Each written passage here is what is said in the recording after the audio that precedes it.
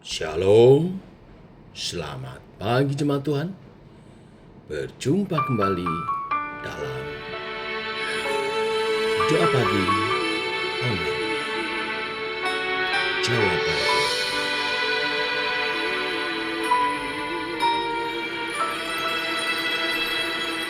Kau bukakan jalanku yang tak pernah terlihat. Kau lakukan sesuatu yang tak pernah terpikirkan. Ku bersyukur,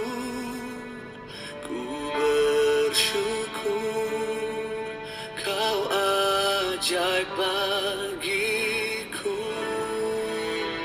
Yesus, kaulah jawabanku,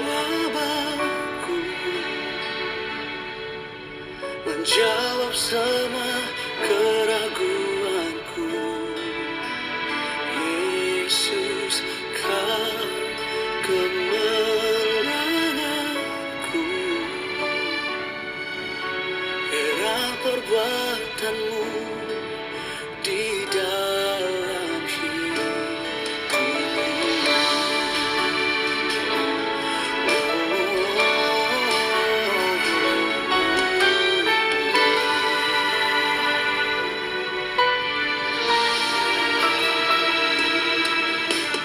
Kau bukakan jalanku yang tak pernah terlihat. Kau lakukan sesuatu yang tak pernah terpikirkan. Bersyukur,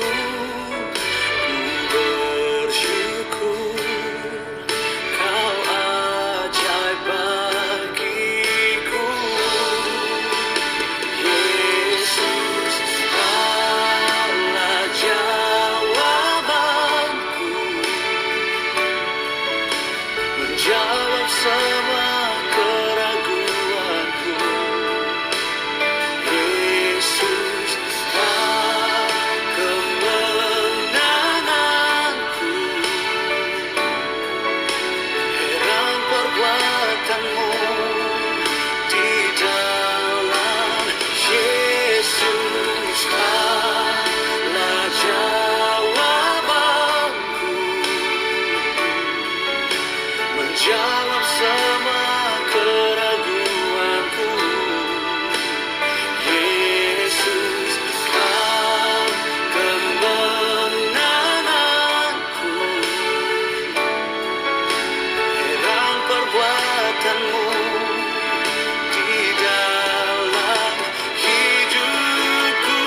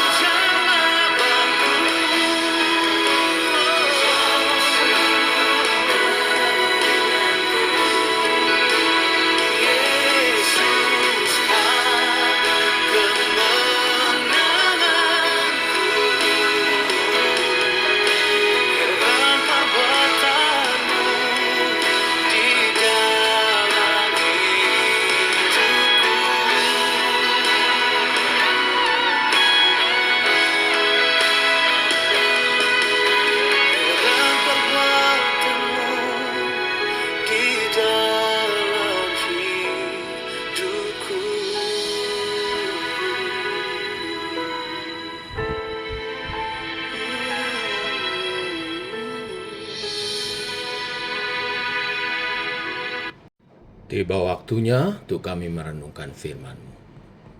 Firman-Mu lah suluh dan terang bagi jalan kami. Berfirman Tuhan, kami rindu. Dalam nama Tuhan Yesus Kristus. Amin.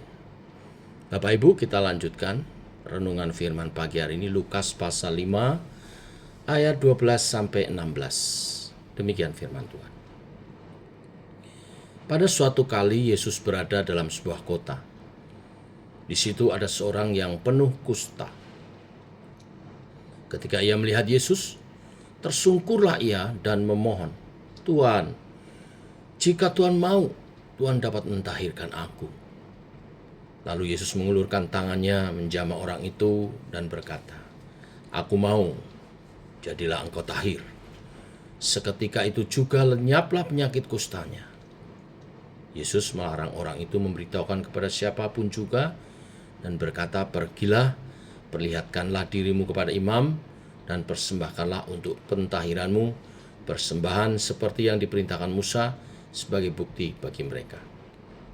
Tetapi kabar tentang Yesus makin jauh tersiar dan datanglah orang banyak berbondong-bondong kepadanya untuk mendengarkan dia dan untuk disembuhkan dari penyakit mereka. Akan tetapi ia mengundurkan diri ke tempat-tempat yang sunyi dan berdoa. Sampai di sini pembacaan kita. Bapak Ibu, bagi seorang yang sakit, harapan yang paling dirindukan adalah kesembuhannya.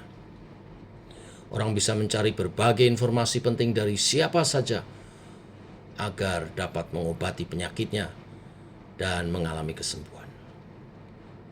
Harapan untuk sembuh itulah yang dimiliki seorang kusta yang mendatangi Tuhan Yesus. Kita perlu sedikit tahu tentang penyakit kusta. Penyakit kusta adalah penyakit yang mematikan. Orang yang menderita sakit kusta akan digerogoti anggota tubuhnya. Jari-jari tangan dan jari-jari kaki secara perlahan dapat terputus. Bahkan ada yang beranggapan orang yang menderita sakit kusta adalah orang yang sudah mati walaupun masih hidup. Di Perjanjian Lama juga di zaman Tuhan Yesus, penyakit kusta dianggap sebagai penyakit kutukan. Mereka yang menderita dinajiskan, tidak boleh bergaul dan beribadah. Mereka diasingkan dari kehidupan bermasyarakat. Penyakit ini juga diyakini sebagai kutukan, hukuman dari Tuhan. Oleh sebab itu, hanya imam yang dapat menyatakan bahwa penderita kusta itu sembuh atau tahir dari penyakitnya dan dapat diterima kembali di tengah masyarakat dan hidup beribadah. Penderita kusta itu datang dengan harapan besar untuk sembuh. Dia datang dengan iman bahwa Tuhan Yesus dapat menyembuhkan penyakitnya. Sebab Tuhan Yesus sudah banyak menyembuhkan orang. Dia mendengar kabar-kabar itu. Maka penderita kusta ini tidak ragu dan tidak bimbang. Dia menyadari kenajisannya, maka ketika dia mendekat kepada Yesus, dia berseru, "Kalau engkau mau." Ini ada pengertian, kalau engkau mau. Jadi kalau tidak mau wajar. Karena memang dia sebagai pribadi yang najis, diasingkan, terbuang. Tetapi Yesus berkata, "Aku mau." Sebagai jawaban pengharapan pengasihan Tuhan Yesus, "Aku mau, jadilah engkau tahir." Bagi seorang yang sakit kusta, tidak ada obat yang dapat menyembuhkan penyakitnya pada waktu itu. Kita tahu dalam sejarah baru sekitar tahun 1940 ditemukan obat bagi penyakit ini. Jadi hanya kemurahan Tuhan saja, maka sakitnya dapat sembuh. Dan Tuhan Yesus berkemurahan, Dia mau. Tuhan Yesus menyatakan otoritasnya, menyatakan kuasanya dengan menjamah dan berkata, "Aku mau, jadilah engkau tahir." Maka seketika itu juga penyakit kustanya lenyap. Orang kusta ini disembuhkan. Bapak Ibu, Tuhan Yesus melayani dengan kuasa penyembuhan yang ajaib. Tuhan Yesus memberi kesembuhan jasmani dan mendorong penderita untuk memeriksakan kesembuhannya kepada imam. Dengan datang kepada imam, hidupnya akan dipulihkan. Hidupnya diperbarui dengan beribadah kepada Allah. Dari kebenaran firman ini kita belajar setidaknya 2 hal. Yang pertama, mujizat kesembuhan bukanlah perkara yang mustahil bagi siapa saja yang percaya kepada Tuhan Yesus. Penyakit yang sudah berpuluh-puluh tahun dan tidak ada obatnya bisa membawa seorang kepada kemarahan dan putus asa besar, hopeless, stres. Penyakitnya memang menunjukkan bahwa manusia itu lemah dan tak berdaya. Di sini kita diingatkan berharap dan berdoa. Sebab selalu ada pengharapan dalam permohonan kita kepada Tuhan Yesus. Tuhan Yesus dapat melakukan mujizat kesembuhan secara pribadi. Masing-masing bagi kita, asal kita percaya sepenuhnya kepada Tuhan.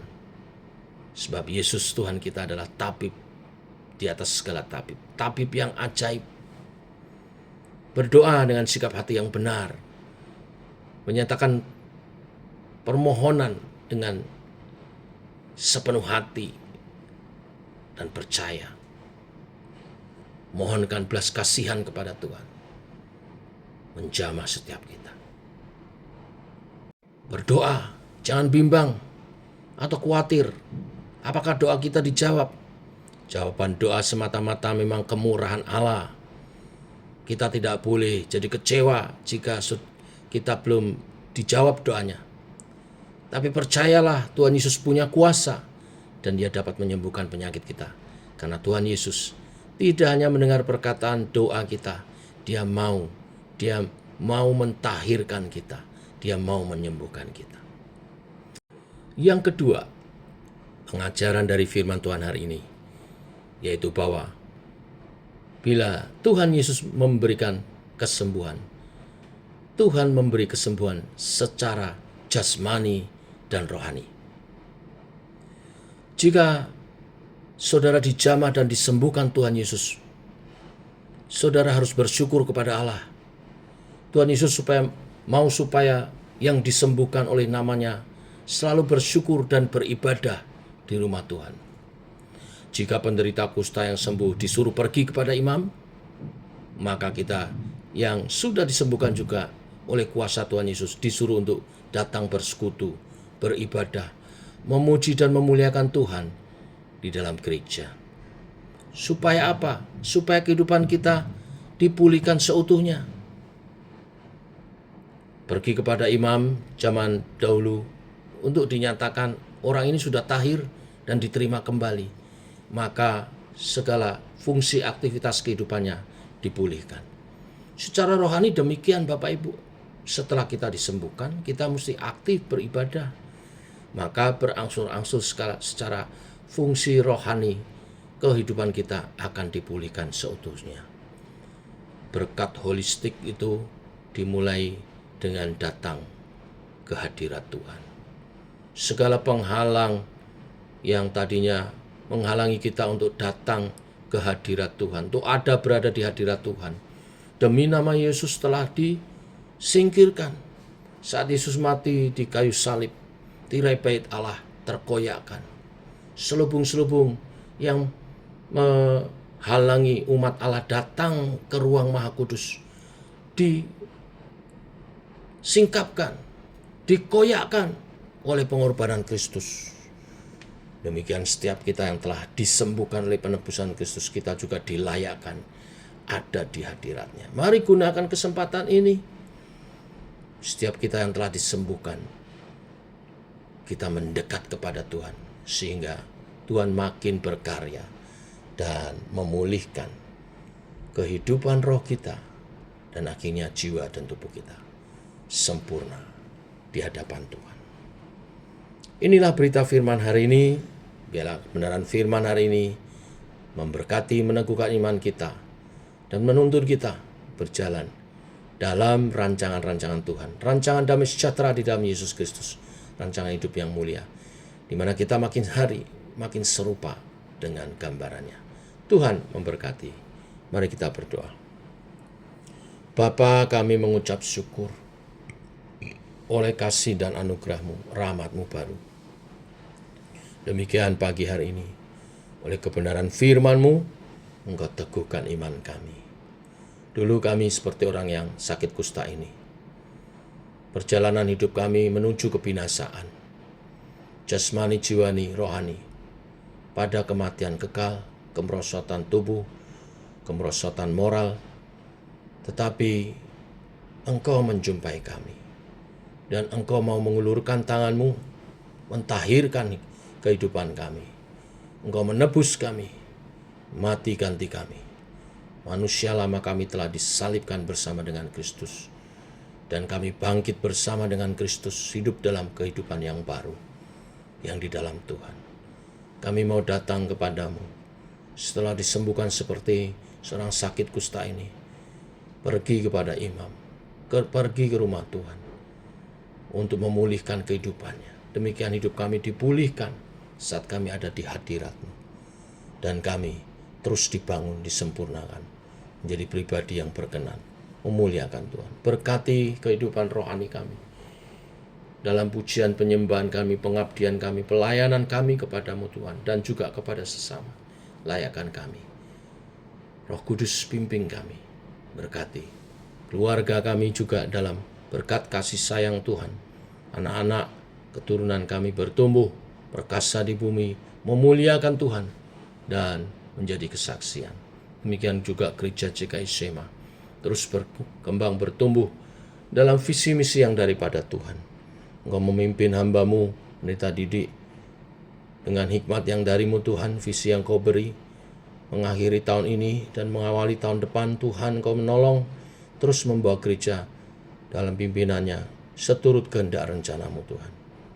Makin disempurnakan sebagai manusia-manusia batinia, manusia-manusia rohania di dalam Tuhan Yesus Kristus. Terima kasih Tuhan. Ini doa kami menyertai sepanjang hari ini kehidupan perjalanan kami bersama dengan Tuhan. Dalam nama Tuhan Yesus Kristus. Amin. Demikian saudara, doa pagi kita. Selamat pagi. Shalom.